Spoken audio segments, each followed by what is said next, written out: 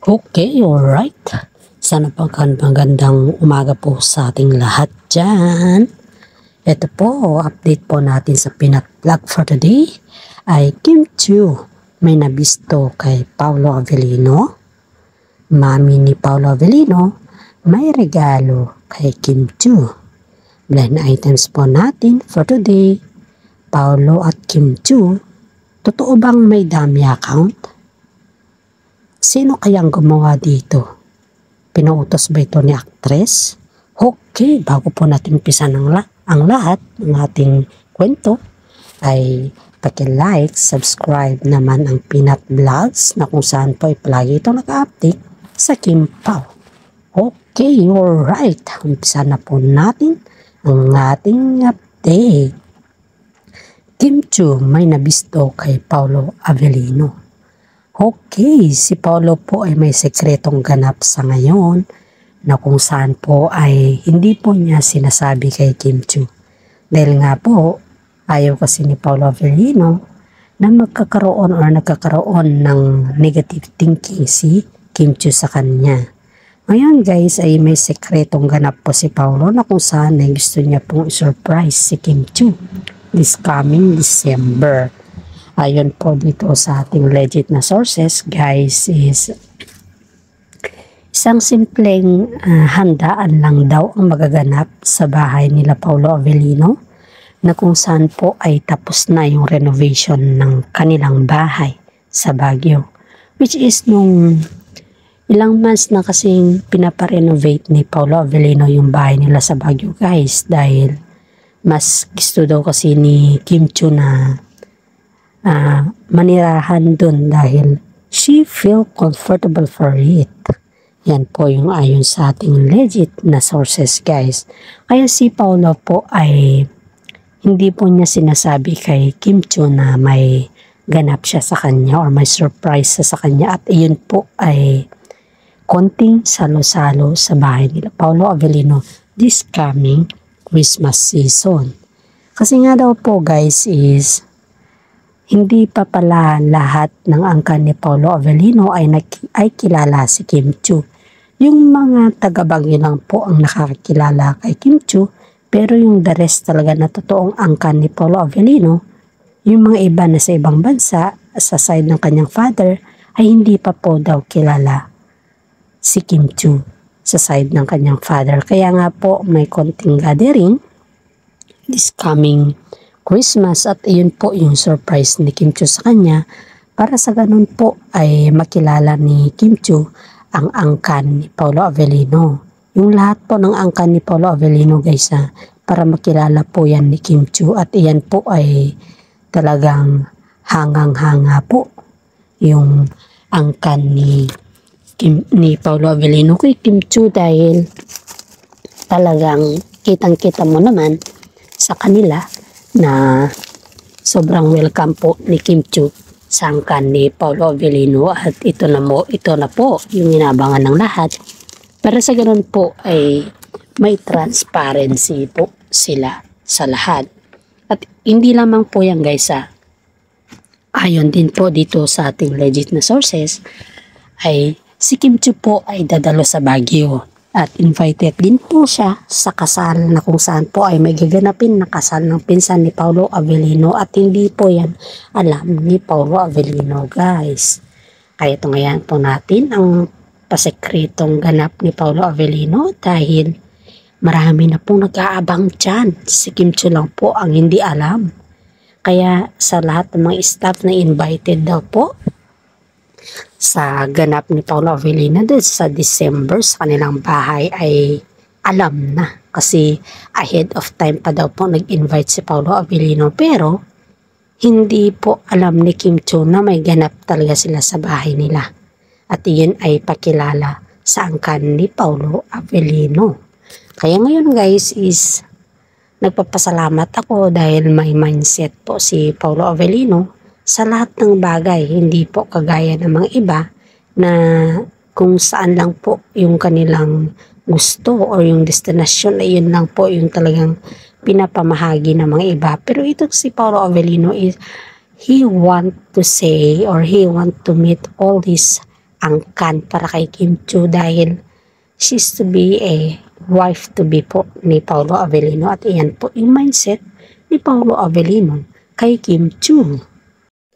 Nadako na naman po tayo kay mami ni Paolo Avellino na kung saan po ay may regalo daw siya kay Kim Chiu. Wow na wow.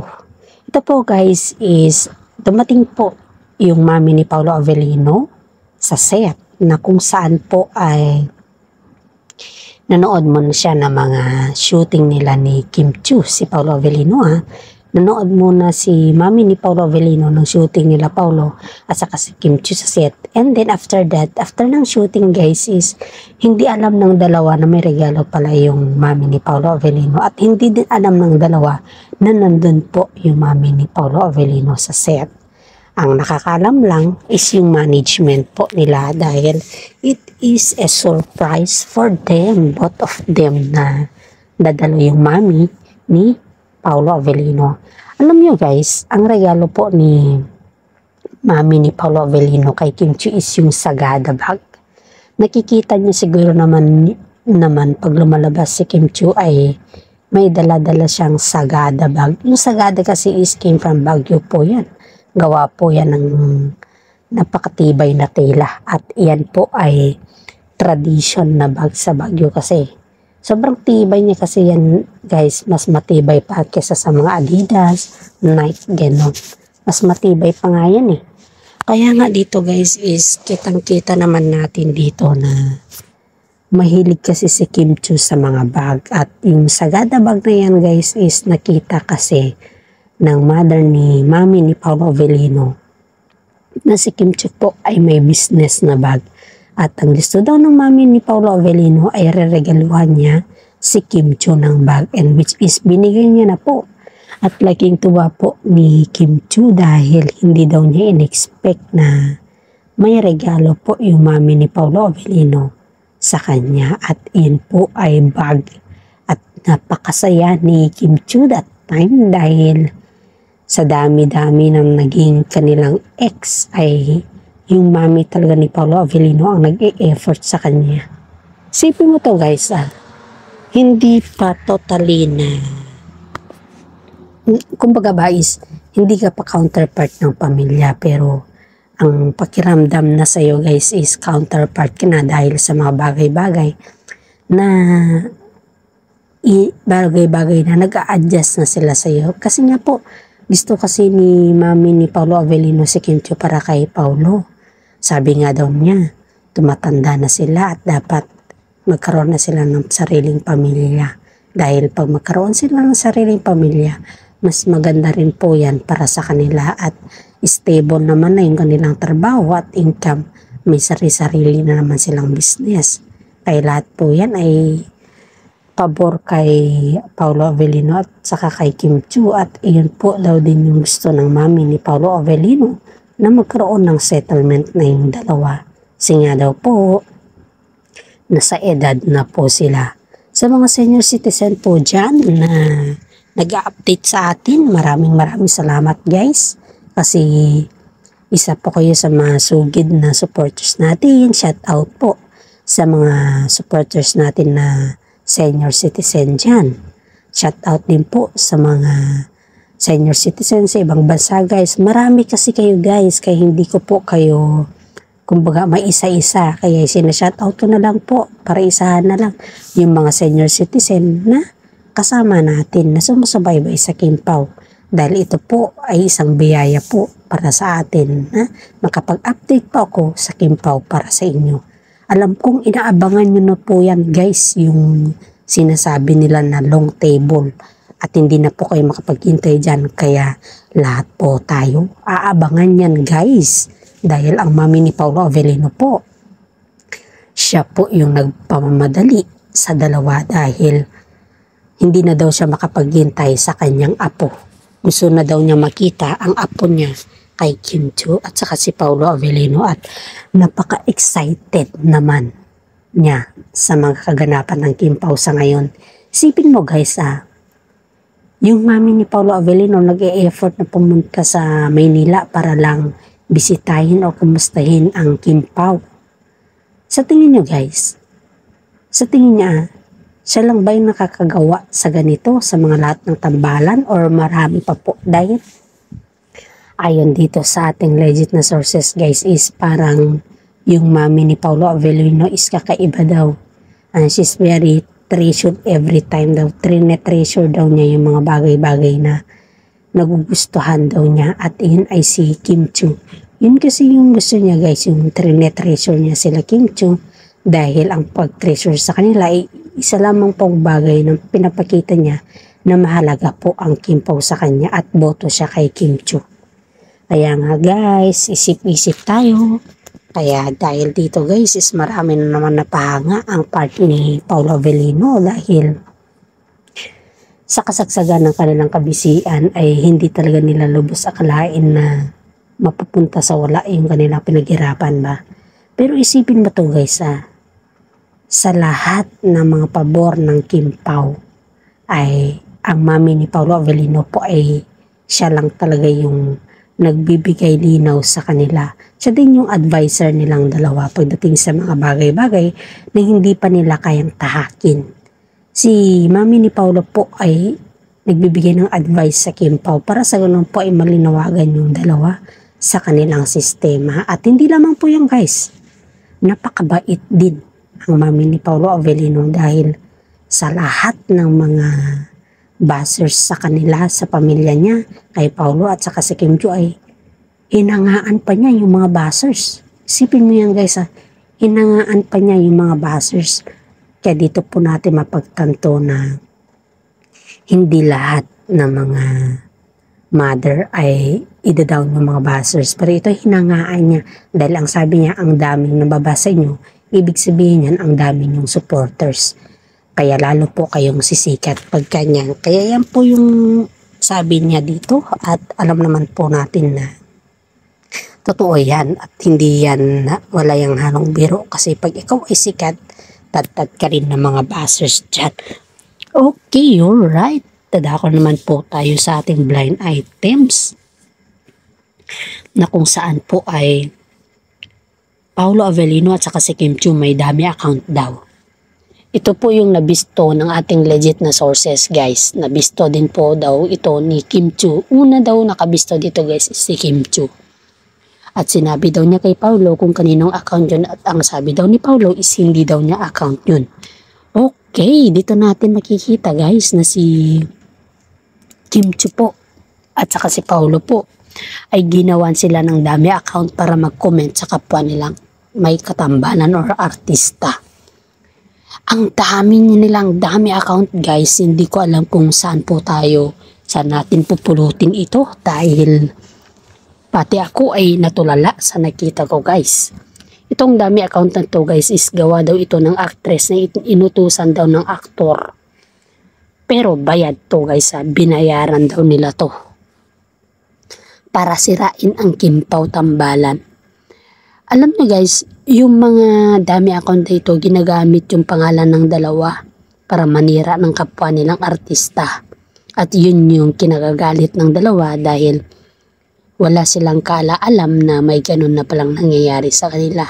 And besides, hindi po nila alam na may mga dami pala silang account na ginawa ng mga artista na kung saan po ay inggit din sa kanila. Kaya ito guys panoorin natin to guys Kasi yung video na to guys, hindi na natin pala ito panoorin guys, sorry Kasi itong video na to is may music. Kaya hindi na natin ito pwedeng i-play kasi baka makuan po tayo, may strike. Ito guys explain ko na lang sa inyo. Ang actress na to guys is naiinggit sa Kim Pao dahil hindi daw sila napagbigyan dun sa hiling nila sa management na kung saan po ay humingi daw sila ng pabor sa management ng Kim Pao na bigyan lang daw sila ng extra income.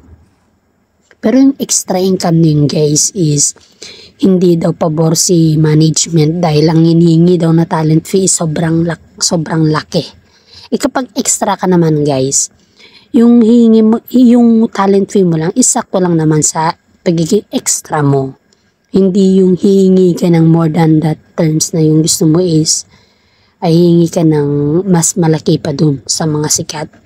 Kaya syempre, bilang isang businesswoman or businessman ay hindi daw pinatulan ito ng mga management dahil malayo daw sa hinihiling niya yung kanyang gusto. Isipin mo guys, hihingi ka ng malaking talent fee samantala yung talent fee ng kagaya mo is hindi sila hindi sila hihiling ng mas more than that kasi they are deserving for that talent fee. Pero ito kasi guys, itong dalawa na ito is parang hindi daw nila kasi tanggap. Kumbaga is parang kumbaga is nakukulangan sila. Hindi naman kasalanan ng mga iba kung hindi nila tanggap yung kanilang talent fee. Dahil lahat naman po sila guys is may mga sari-sariling talent fee mga yan. At hindi lamang po yung talent fee yung pinag-uusapan dito guys, kundi may mga prinsipyo din kasi mga yan guys.